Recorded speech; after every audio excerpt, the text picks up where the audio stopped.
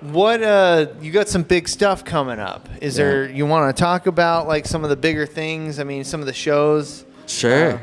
So I'm opening for Bert Kreischer in Whitney Cummings in September. And so, well, is this like the Great North America, something like that? The like, Great Outdoors Comedy Festival. So Tom Segura did this thing like last year, 2 years ago, yeah, something like Kevin that. Hart, fucking Dan Soder. Did you go to it? Yeah.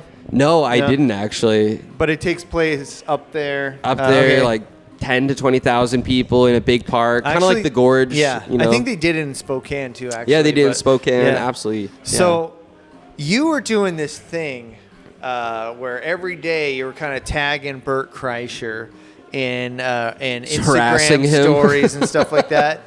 When did you first kind of find out about this guy? Because I want to discuss him a little bit. Sure. I think the first time I found out about him was I found out about Tom Segura first. Yeah. And then I realized they had a podcast, and then I saw his Netflix specials, and like you started to realize like this guy is a wild, crazy, fun character. Yeah. And as the story just continues to get crazy, he was drugged by one of his friends. Yeah. You know, he's loyal to his wife. He's got some daughters that are embarrassed by him. Yeah. And honestly, man, he's one of like the least liked people in comedy. I think behind Brendan Schaub. No, he might be the Nickelback of comedy. I know. Like so many videos on YouTube are dedicated to hating on this guy. Yeah. He's maybe not necessarily my favorite comedian because I don't do a lot of storytelling, but I love his attitude, especially when he has like non-comedians on. He talks about music, cooking, actors and stuff like that. But what prompted you to do this? What was the genesis of this thing? Yeah. We're tagging him every day. So I saw somebody on TikTok who was like a designer, and they're like making a new Nike t-shirt every day till I design a shirt for Nike. Yeah. And then I saw that they did it, and I was like, oh shit, what if I did something like that for comedy? Yeah. And, initially it was not Bert. I was like, one of my favorite comics is Ari, who's a friend of Bert. Yeah. And I was like, oh, Ari has no social media. Yeah. And then I was like, well, who's somebody who is a great, fun hang, loves social media and uses that? And it was like, oh, obviously Bert. Mm-hmm. And so I chose Bert, and I just wrote a new joke every single day for 100 days. And some of the jokes are horrible. And he definitely views stories...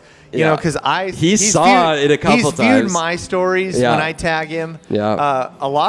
This is a secret. A lot of comics view stories. They might not reply. Yeah. But I've had Ari Shaffir. Because for Emerald City Comedy Club in Seattle. Yeah. One of their promotional materials has Ari Shaffir with Carlos Mencia standing right behind him.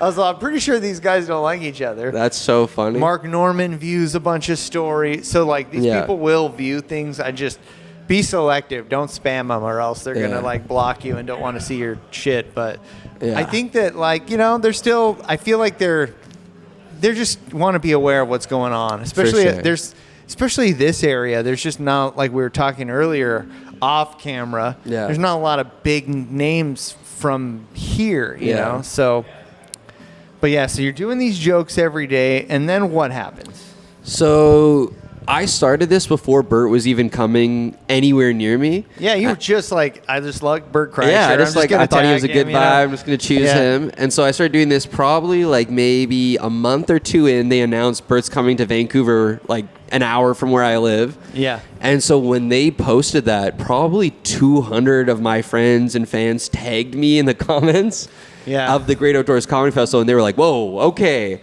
And so I messaged them on Instagram. I was like, hey, I don't know if you saw, but like I've been doing this thing. And they basically were like, that's nice. And they're like, have a good day. And I was like, okay, well, I'm going to keep doing this thing. Yeah. And then one of my friends emailed them, and they sent a very nice email, but they're just like, we don't get to choose who gets to be on the show when you're dealing with big headliners like this. Yeah. And so I just kept my nose to the grindstone. Like I was like in Austin filming these videos. Like it'd be like 2 a.m. and I forgot to film a video, and I wouldn't go to bed. I got to go film a video. And then maybe around like day 60, one of my friends who opened for Joe Coy, he had Joe Coy's manager's info, and Joe Coy's manager also works at the same firm as Bert Kreischer's manager. Uh-huh. So I got their number, and it was just like a Friday afternoon, and I was like, you know what? Like, this is not getting anywhere. I'm just going to call somebody. So I called Bert's manager in Charlotte, North Carolina. Or, is it North Carolina?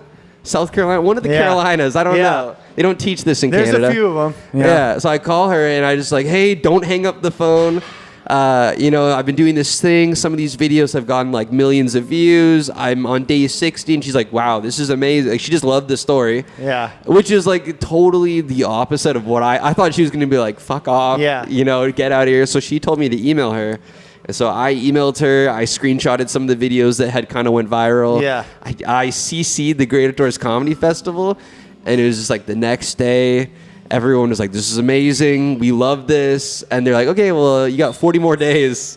Like, we're going to go all the way to 100. And so it just kept on trudging along, made it to 100 and got to announce it. And the amount of people who thought it was fake was funny because I had done an April Fool's prank that year where I said that I was opening for Mark Norman. And I photoshopped like this article. So everyone thought it was fake. Yeah. Dude.